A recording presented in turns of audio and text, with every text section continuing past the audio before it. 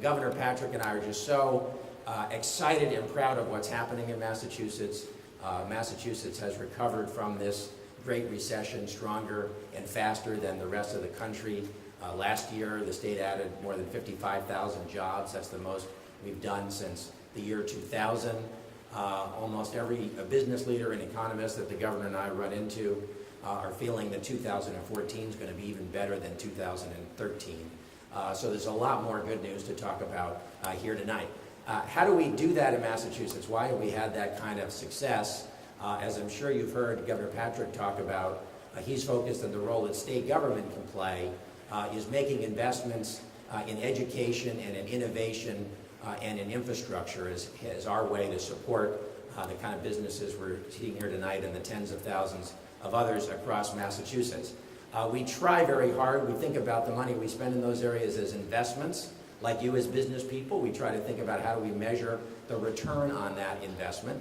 And there are some ways in which we can do that on an objective basis. In education, for example, you could measure the performance of our students at K through 12 on various math, science, and English tests. We're #1 in the country of Massachusetts, by the way, by that measure. In an innovation, for example, you could measure how much R&D expenditure per capita is done here in Massachusetts. We're #1 in that also, by the way. And in infrastructure, you can measure it by public transit miles traveled and trip taken, or by how many homes and businesses are serviced by high-speed broadband.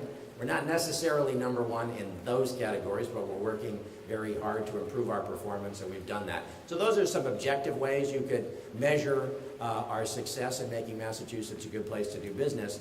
But there's another one that's harder to measure, but is awfully important to Governor Patrick and to me, and that is, are we a place that's truly welcoming, not just to young entrepreneurs and those who already live in Massachusetts who want to start a business here, but are we really welcoming to those around the country and around the world who want to locate or expand or grow their business here? Because we know, even though we're very proud of our great Massachusetts innovation economy, we know that the world is a very flat place that's filled with all kinds of innovative and entrepreneurial people, and when their businesses grow to the point that they're becoming global businesses, we want them to think about Massachusetts as one of the places where they are going to be.